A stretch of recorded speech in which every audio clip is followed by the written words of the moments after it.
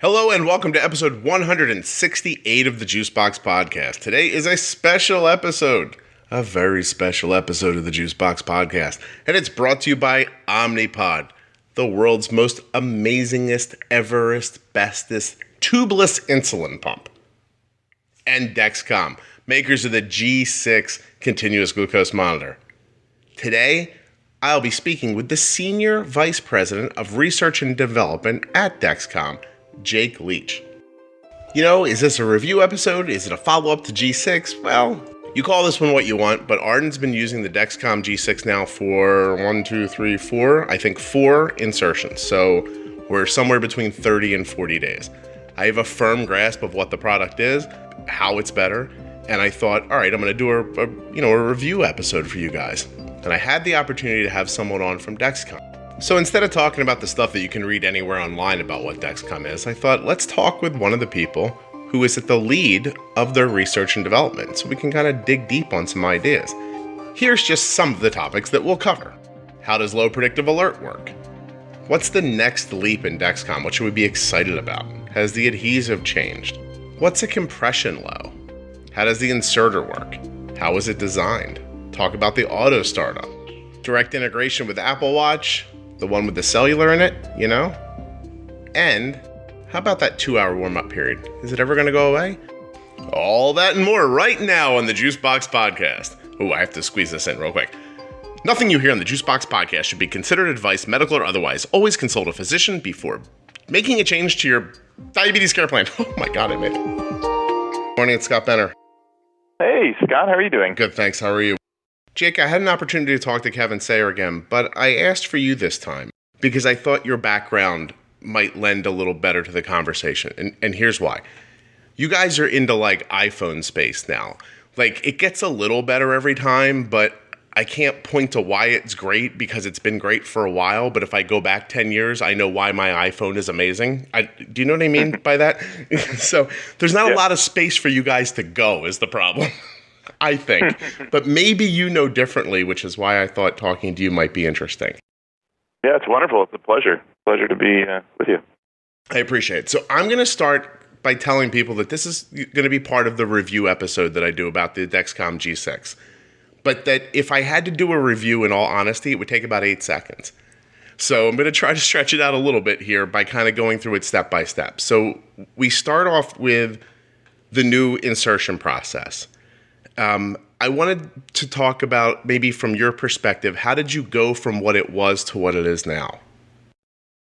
Sure. Yeah. So the whole purpose of the insertion, the applicator device, is to get that sensor under the skin as quickly, as painless as possible, and with as little steps. And one of the things we knew about our G5 applicator in the previous manual versions was that there were quite a few steps involved that the user has to go through to make sure that sensor gets inserted properly. And it also isn't automatic, right? You have to go through each step. So the goal of that new insertion system, the one that's with G6, was to develop it so that it was as simple as a push of a button. We wanted it to be single-handed operation so that it could all be done without needing to use multiple hands to complete the sensor insertion. So it's very similar. The sensor and needle under the skin, it's all the same dimensions as the manual applicator, but we set the development team off to develop a way for the insertion system to insert the sensor very quickly and easily. And so the actual insertion is about 15 milliseconds is all it takes for that sensor to be placed just under the skin. Jake, it goes beyond that. It's spectacular. So I asked my daughter after we did it the first time, I said, hey, they said it's almost painless. And she thought about it for a second. And she goes, is feelless a word? Because I don't know what happened. And so I swear to you, stick it on. You know, she's 14. She's, apprehensive because it's something new. And I realized that when I thought about it in the abstract before I held it in my hand, I imagined that the pushing of the button was pushing the needle, but now I realize the needle's already drawn back almost like a harpoon or a bow and arrow, and all you're doing is releasing that tension when you push that button. So there's not even much of a push involved. It's hard to put into words. You just touch that button and it's over. Yeah, exactly. There's a number of spring-powered mechanisms inside the device that, when you're pressing that button, it's really just releasing the spring to put the sensor in and pull the needle out, and it's a lot less. We found it's a lot less intimidating than the previous version because it's just that much simpler to use and doesn't necessarily look like an injection device. Yeah, the last one was a little frightening, but I'm telling you, no lie, I pushed the button, looked her in the face. There was no expression on her face, and she was like, "It's done." And I said, "Yeah." She goes, "I didn't feel it," and I was like, oh. "Okay." And that has been. She's now worn, I want to say 4, and she's had the exact same experience over and over again. So kudos to engineers who came up with that. That it really is amazing. Wonderful to hear. Glad she's enjoying it. Absolutely. So once it's on, it's simple. That little inserter just kind of like slips off. You click your transmitter in. Now, I have to tell you, I'm having hiccups with the scanning of is it a QC code? What kind of code is that? The QR? I don't know what they call it. Yeah, it's a QR code. Yeah, the code that's on the sensor is actually the first version of our app, the one that we released with this smaller market release. It did actually have a bug in it, so we are just in the midst of fixing that. Okay. So we'll be deploying the fix this week. So give it a shot the next time around, and it should work. Okay, cool. Yeah, both the Android and iOS app should be fixed up. It is as easy as, I think it's like a 4-digit code, and it doesn't take any effort. It's just that one step of scanning. So for people who don't understand, what you'll do going forward is you just sort of hold your phone up to the packaging from the sensor bed, and it just scans it all in, and it's all set, and you're on your way. Now. Yep. Now, the moving forward part, this part is interesting. How did you, I'll tell you the most magical part. You would think it would be the insertion process, but it's not. It's after the 2-hour warm-up, it just starts working. So I never think about it once it's on again, and then magically it feels like there's just a number all of a sudden that pops up. That really is kind of spectacular. But I'm going to ask you a question from listeners. Is there ever a spot in the future where you imagine there is no warm-up period? And can you explain what the warm-up period is for? Oh, yeah, absolutely. That's a great question. So the warm-up period is a couple of things are occurring. The sensor is dry when it's in the package and inside the applicator device. Once the sensor is inserted under the skin, there's a period of time that it takes the chemistry on the sensor to acclimate to the tissue, to the body, and to the interstitial fluid where it's measuring the glucose. Mm-hmm. There are ways to reduce that warm-up period, and we're very confident that our future versions, we're going to be able to reduce it. I think we're going to be able to get it down to about 30 minutes, maybe even faster.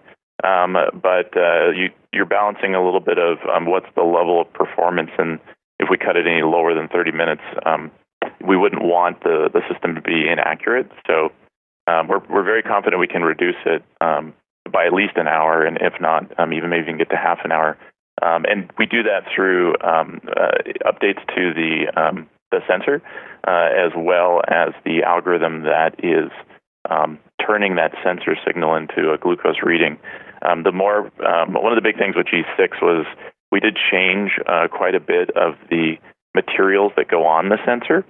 They're all kind of the same base materials as our previous products, but we fine-tuned it quite a bit, both in the design and the process we use to manufacture the sensors. And what it results in is a much more consistent and stable sensor signal. So that's what enables our factory calibration, where users no longer have to enter the finger sticks to calibrate. And it's also what's going to enable us to reduce the warm-up time in the future. Okay, so that leads me into my next question, which is, when Arden put on the G6 at first, I left the G5 on her. We did it for about 12 hours. I did it out of anxiety, right? You would think I might have done it for the podcast or something. I just was anxious. I was like, I trust how this G5 works, right? So you're going to give me something new. I believe in you guys, so I think it's going to work, but I need to see it myself. So I put it on. First of all, the concept of it doesn't work real well on the first day, or it's not as accurate as you would like it to be till it's been on for a while, that I've let go of completely.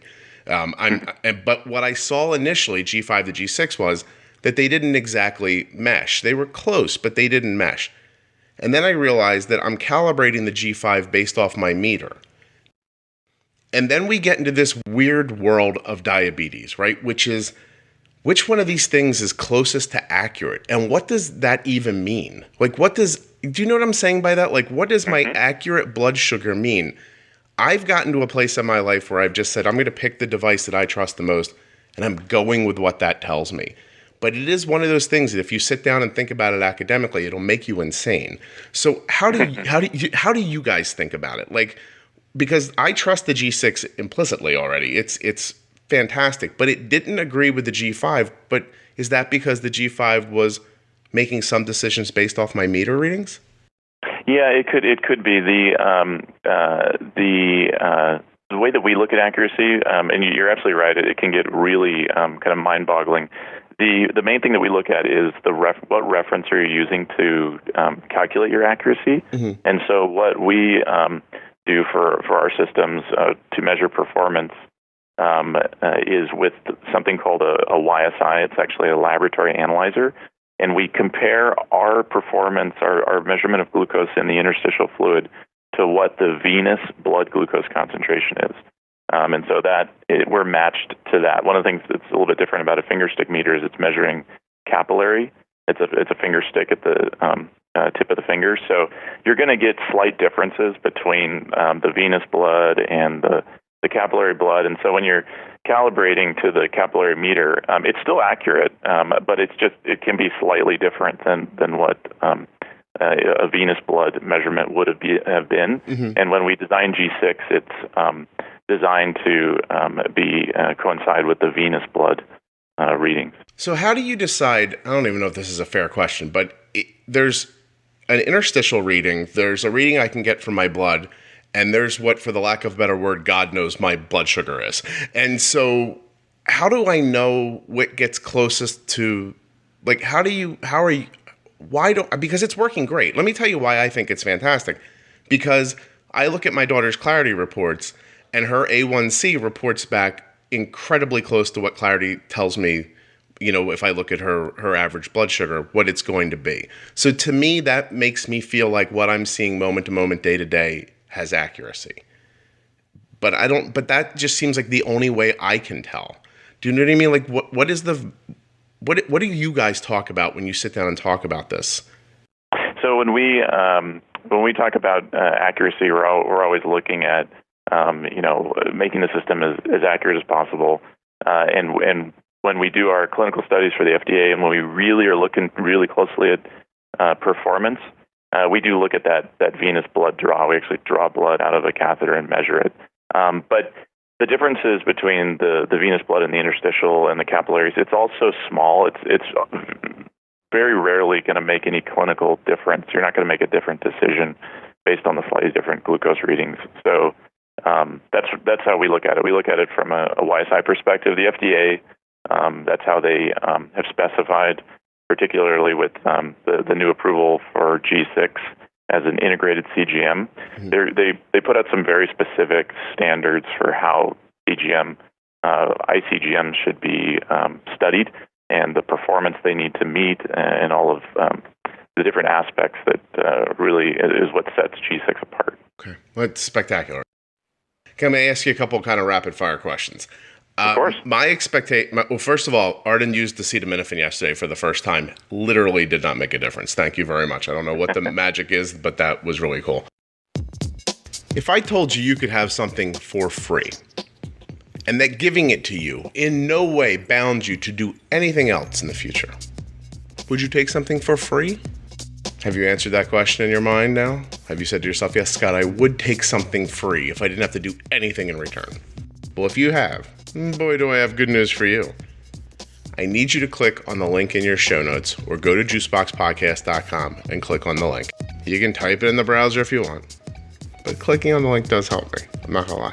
I don't make money when you click on the link, but it does let the advertiser know you came from me, and that does help the podcast keep going. Anyway, what are we talking about? The Omnipod tubeless insulin pump. Omnipod is thrilled to send you a demo of the pump. They actually send you a pod. It's not a working pod in as much as you couldn't get insulin from it, but it has all of the same parts inside. It's the same weight as a real pod. And, that way you can really get a feel for it. You can wear it and see what you think.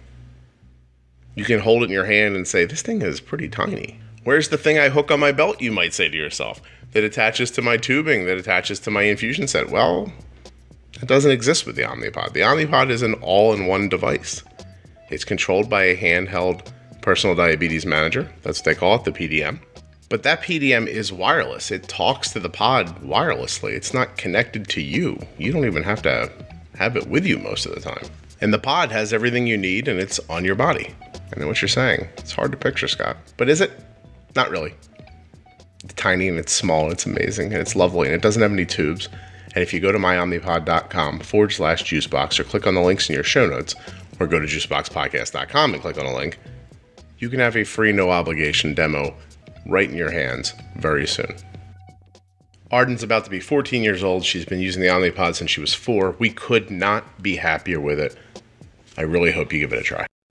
G5, I thought was really good, but I lost my signal more than I would have cared to, and it took a little time to come back. Now, I figured out how to trick it back with like resetting Bluetooth and stuff like that, so I figured it out along the way. But it happened more frequently than I was comfortable with it happening. I am not seeing that at all with G6.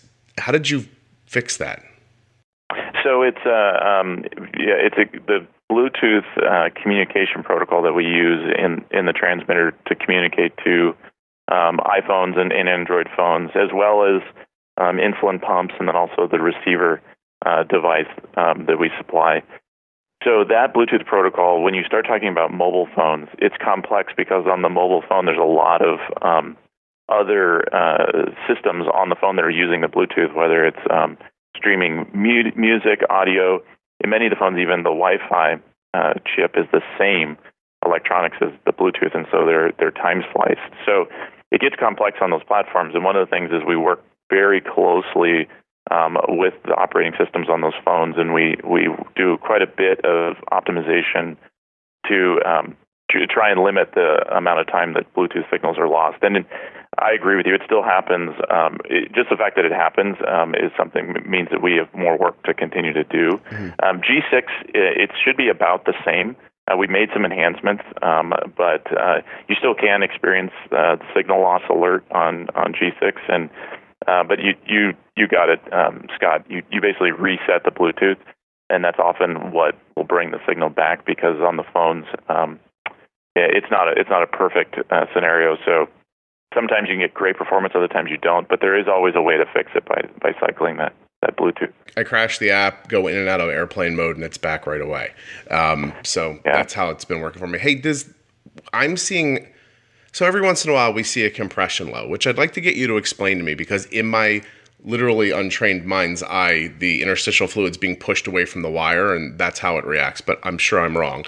I'd like you to explain what it is when you lay on the sensor for too long or press on it too long, that it reports a low that's false, but also I'm seeing much quicker recovery time after I tell Arden, hey, roll over. And I don't know if that's my imagination or not. No, it's another great question. Compression, also in some of the literature, it's called sensor attenuation. It is basically when you put that pressure on the site where the transmitter and sensor are, it can reduce the diffusion of interstitial fluid in that area. So the sensor is still very measuring the glucose in that area very accurately, but it's just that the glucose in the area where the sensor isn't reflective of what the glucose is in the rest of the body, and it comes from that compression where the interstitial fluid is not diffusing into the area around the sensor. Mm-hmm. When people run into that, I often they try different locations for their sensors, but it can happen, and we're there's a number of items that we're always focusing on trying to. Our goal is to make the system as reliable as possible, and so we'd love to be able to detect those compression events, and so that we don't issue a low alert that isn't valid. So it is another area where we're continuing to investigate, and has everything to do with the shape of the transmitter and the size and the sensor location and all those things. So that's what causes the compression. The other part of your question about the response time, G6 is designed to be more responsive to glucose changes, and so that's exactly what's happening when Arden rolls off the sensor or stops applying that pressure. The glucose infuses back in that area very quickly, and G6 detects it. I knew that wasn't my imagination. It was happening so much faster that it couldn't have been coincidental. Okay. Has the adhesive changed at all in the G6 from the G5? Not the patch material, the base material itself and the adhesive have not changed, but because of the shape of the new transmitter, the shape of the adhesive is slightly different, but it's very similar to the shape of G5, but it is exactly the same adhesive as G5. Okay. Let's see. Lag time. I'd like to understand that when I'm looking at Arden's blood sugar on my screen on my computer right now, which is the next thing I'm going to ask you about. It's 114. Is it 114 right now? Was it 114 2 minutes ago? How does that lag time? Is there lag time, and how does it work? So a couple different components to the lag time. So one part is just the time it takes for the interstitial fluid to have the same glucose concentration as the blood, and that's very quick. It's about a minute or two. There's been a couple of different clinical studies where where the researchers studied the diffusion of glucose from blood to interstitial fluid, and it's a matter of a minute or two. So you get a little bit of lag there, not really perceivable, but there is some lag there.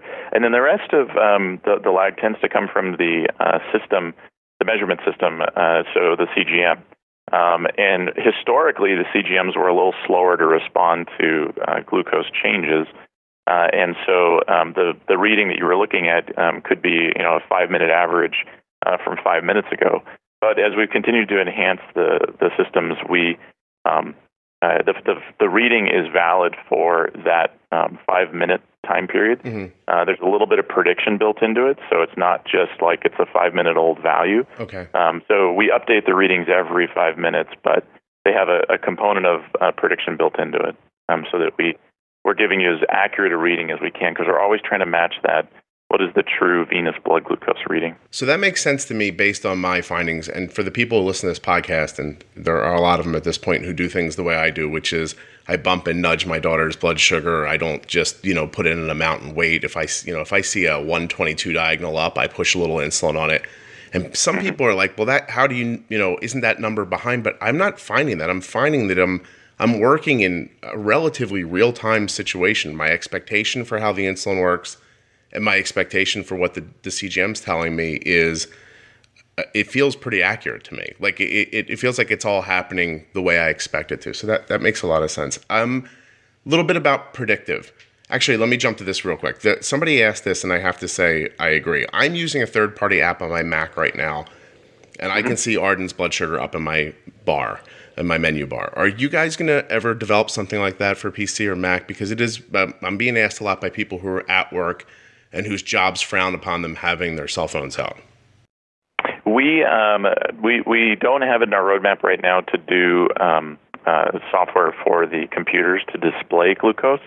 But what we do have is we're working with a number of different partners right now we have a data API that's available to partners who want to work with Dexcom. Right now it's retrospective, so the data's 3 hours old, but we're looking at lots of opportunities to determine how to partner on the real-time data so that we could enable the ecosystem of developers out there who have great ideas and develop wonderful solutions that maybe Dexcom's not focused on because we're focused on other pieces of software. But right. We do really believe in open systems that are reliable, and I think all the different options of displaying glucose is kind of my vision for how it should be. Is you should be able to get those real-time readings anywhere you want them, anytime, in the format that you want.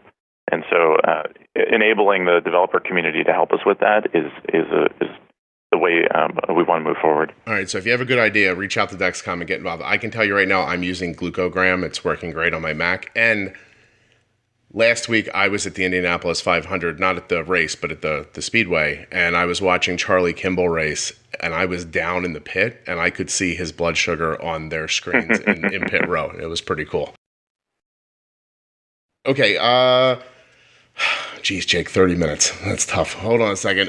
Predictive alarm alerts. How soon am I seeing that predictive alarm? You are going to be, because right now it says something like it expects you to be under 55 in the next 10 minutes. Is that? Yeah, it's the way that the predictive low alert, the urgent low, it's basically determining. It's trying to give you enough time to deal with a impending low.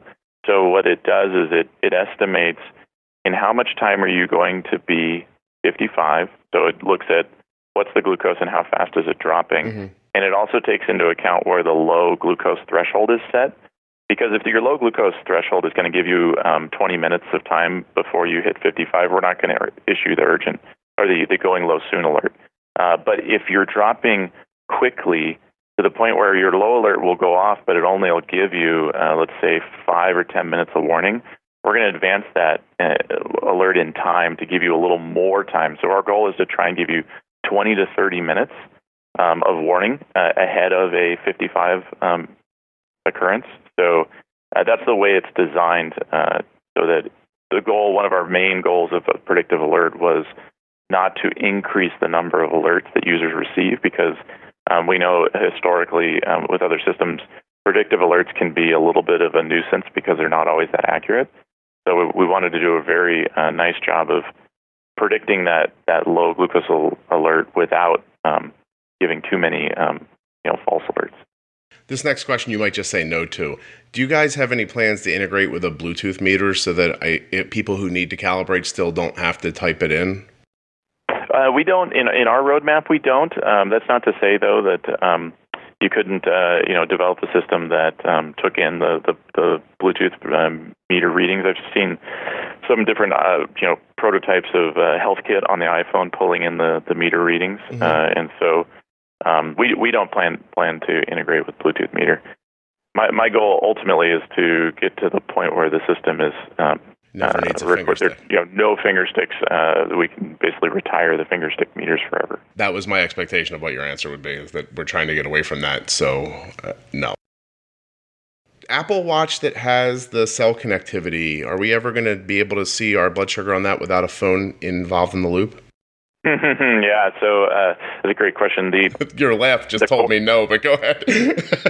Yeah, the core Bluetooth basically the functionality that Apple announced last summer that they were opening up to particular companies, including Dexcom. So they opened it up they announced it last June, and then we've been developing with it ever since. And so we are working on a communication protocol between our transmitter and the Apple Watch directly, but it's still in development because it is actually a very complicated scenario of the phone goes out of range and then the transmitter has to switch over to communicating with the watch on its own, and then when the watch comes back in range, you have to switch back to the phone. So both Apple and ourselves are working on a number of different prototypes. So I'm confident we will have a solution there. But it is quite a bit of development still ahead of us to get to the point where it's reliable and works the way users want it to and expect the experience to be. So we're developing it on the Apple Watch and some other, the Android systems, and we're also looking at doing it with Fitbit as well. So I do think that that's a really important option that we need in the future to have, kind of lightweight, easy, convenient displays where you don't have to have your phone with you at all times. Mm-hmm. So I think it is definitely important aspect of our displays, and we are working hard on it. And by working hard on it, you mean there are 3 engineers in a room who have big clumps of hair missing off of their head right now? Is that about where we're at? There's a lot. Yeah, there's quite a few engineers working on it. Let's see. I'm going to ask you 2 questions. I'm not sure if you're the right person to ask. Do you know about like Canada launch and how upgrades work and stuff like that, or am I better off talking to Kevin about that? You're better off talking to Kevin about timing. I can mention that for the they upgraded the system. If users have the touch screen receiver from G5, that is fully compatible with G6, and it can just be firmware updated so that when it does come time to transition between G5 and G6, all the user needs is a new transmitter and the sensors, and they can upload the firmware right to their receiver from our website. Okay. So we've got a number of G5 users who've already upgraded to G6 in that way. And then I think the rest of it's pretty easily spelled out online. If you're out of warranty on your G5, and you want to be transitioned to the G6, you can be, and it's that simple. All right, so I'm going to ask you a question that I don't know if you can answer, but there's going to be two of them here at the end. We have 4 minutes left. Restarting the sensor. You can restart a G5. It's against the FDA, protocol. It's not something you guys say people should do, but it's obvious at this point that people understand that you can just, for the lack of a better term, trick the G5 into thinking that you've put on a new sensor bed and restart it. I personally have good insurance, so it doesn't bother me that the new G6 only lasts 10 days. And I have been watching machinations online as people try to figure out how to restart the G6. What I see, I haven't tried, and I don't plan on trying, but what I've seen is that you guys have created a sensor bed where you can't get that transmitter out of there until you take it off your body and break it, and kind of like crack it, kind of the sensor bed, and then the transmitter slips right out. Is someone going to figure it out, Jake, or is it not, or can it not be figured out? That's my question. Well, is someone going to figure it out, or can it not be figured out?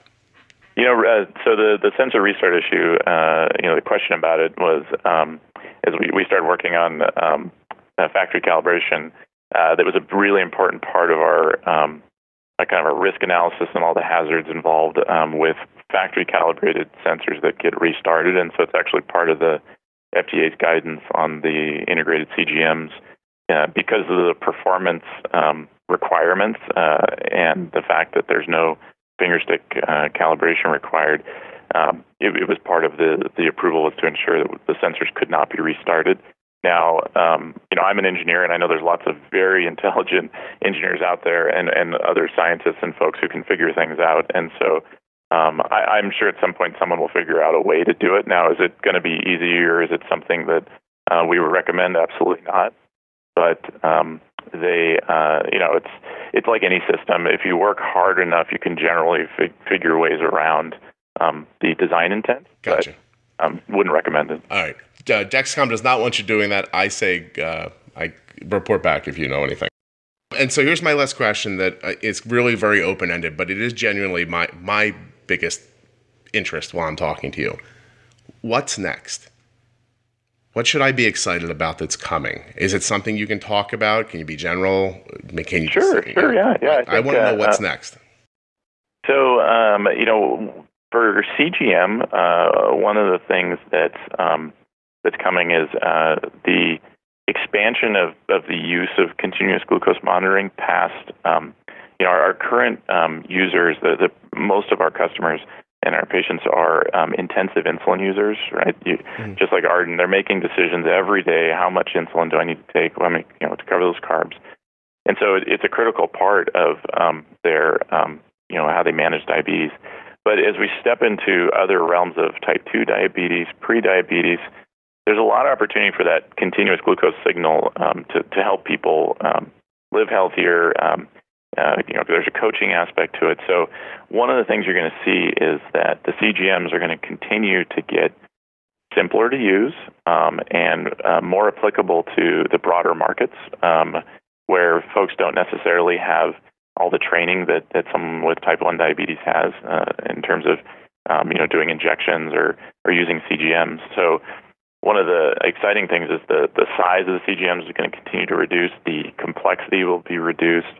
The connectivity and all the things that come along with a Dexcom CGM, the phone apps, the share apps, we're going to continue to enhance those and make, take advantage of all the new features that come out on the mobile platforms. Every time there's a new iOS or a new version of Android, they put in new features that developers like Dexcom can take advantage of. And so I think there's a lot of opportunity to continue to enhance the experience and basically making diabetes easier to manage, whether you have type 1 or type 2, or just interested in blood glucose dynamics dynamics and living healthier.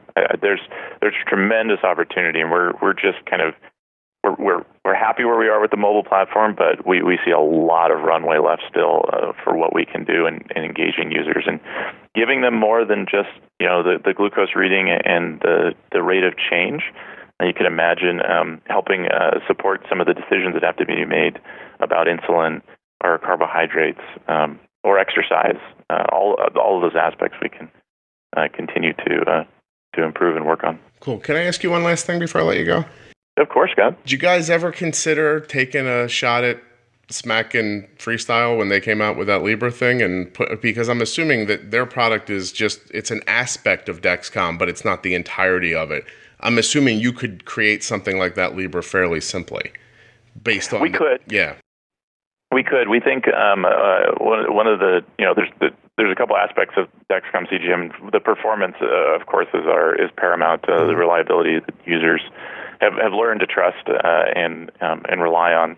So the performance aspect of Dexcom is different, but also the real-time connectivity. So for alerts, alarms, and powering of closed-loop systems and all of those things, the integrated CGM is where we think is the right place to focus, and so that's where we are focused. It's one of the reasons we implemented Bluetooth on our system was so that it could be integrated with more devices. And it's also why our partners are enabling their systems with Bluetooth so that they can communicate with our transmitter.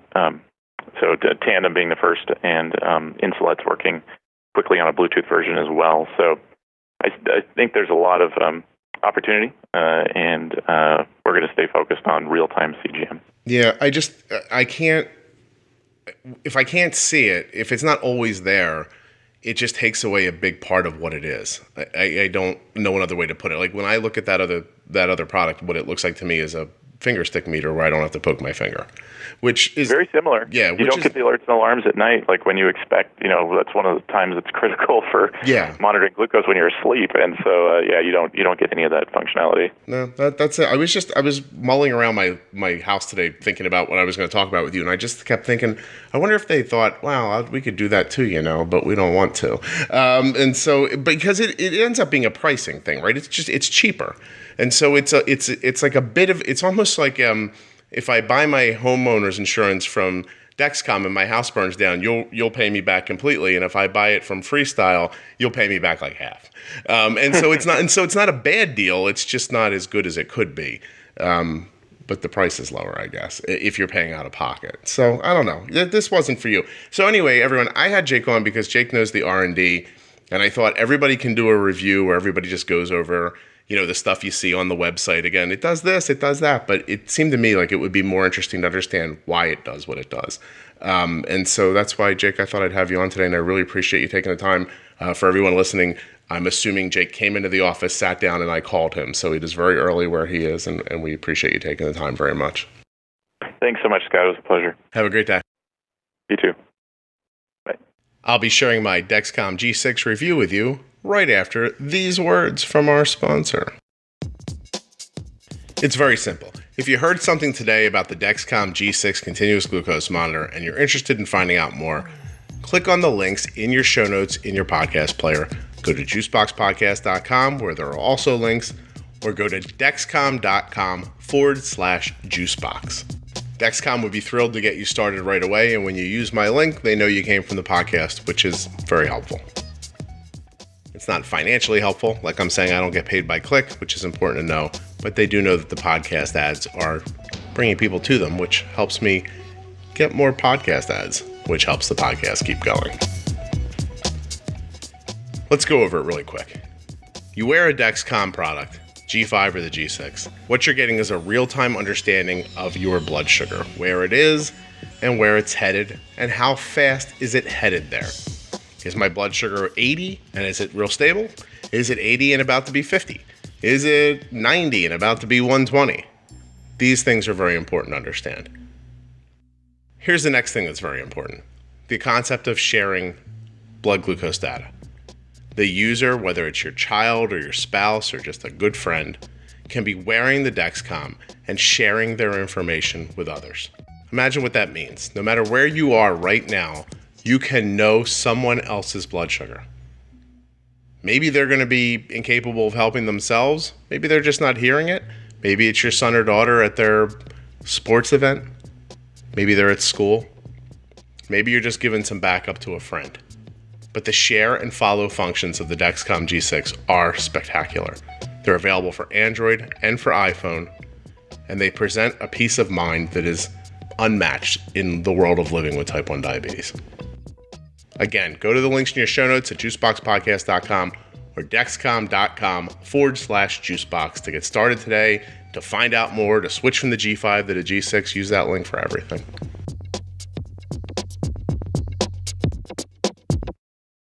And now, after over 30 days of use with the Dexcom G6, this is my very unbiased and honest review of Dexcom's latest product. It's fantastic. There you go, that was the whole thing. I'm kidding, I'll tell you more. Listen, we went over a bunch of it just now with Jake. Those are my unfiltered thoughts, as you can imagine. But I'll go through it step by step for you now. It's not going to take long, though. The honest truth is, if you see some long review of this product, people are just using filler because it is simple to use and it works. So the insertion process. You take out the insertion thing, the device, the little potty, cone, I don't know what to call it exactly. It's a thing. And it has the sensor bed already installed in it. You take it out of the package, you take off the adhesive coverage, you stick it on, you push the button. You pop in the transmitter. You know, I think there's something you have to do with the phone, like push start sensor or something like that, or on the Dexcom G6 receiver if you're not using your phone. Start sensor. 2 hours later, a blood glucose value just pops up on your device. That's it. There's no calibrating or testing necessary. If you want to calibrate and test, it actually has a function for you to still do that, but we haven't, and we are having no trouble whatsoever.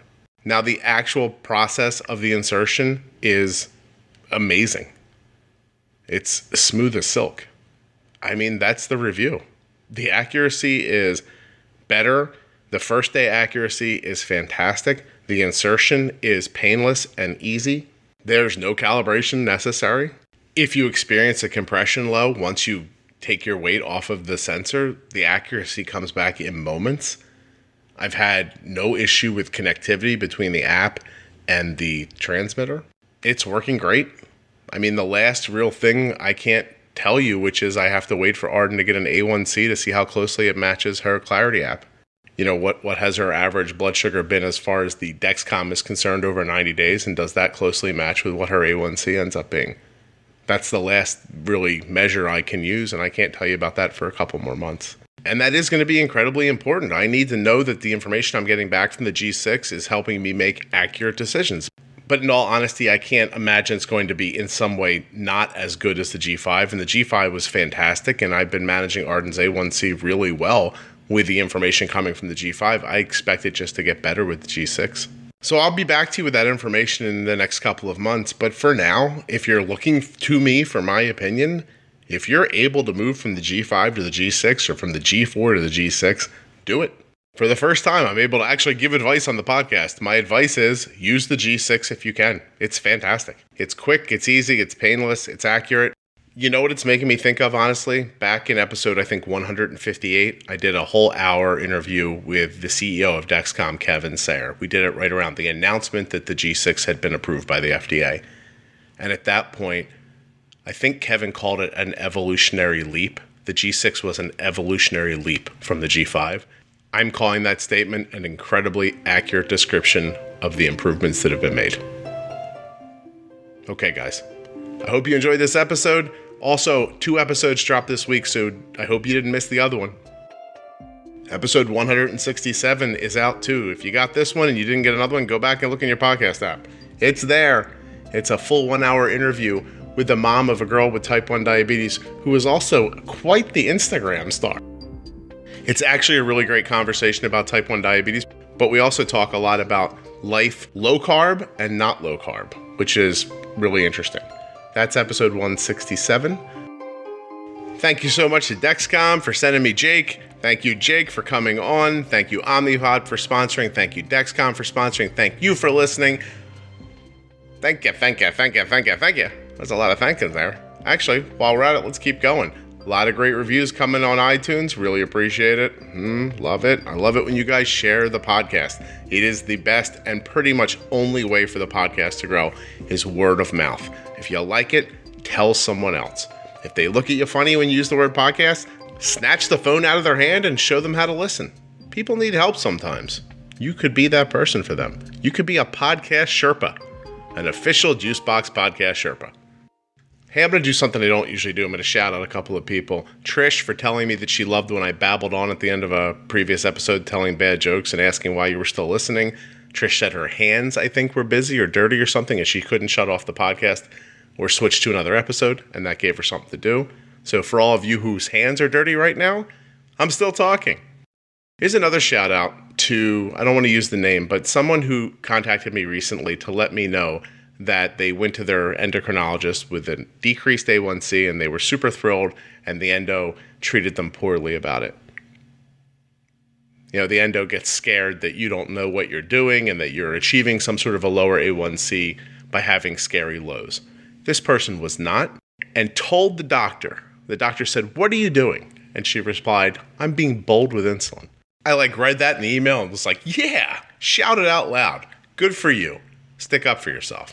Also, great notes from Europe lately. Germany and where else? Portugal? Am I right about that?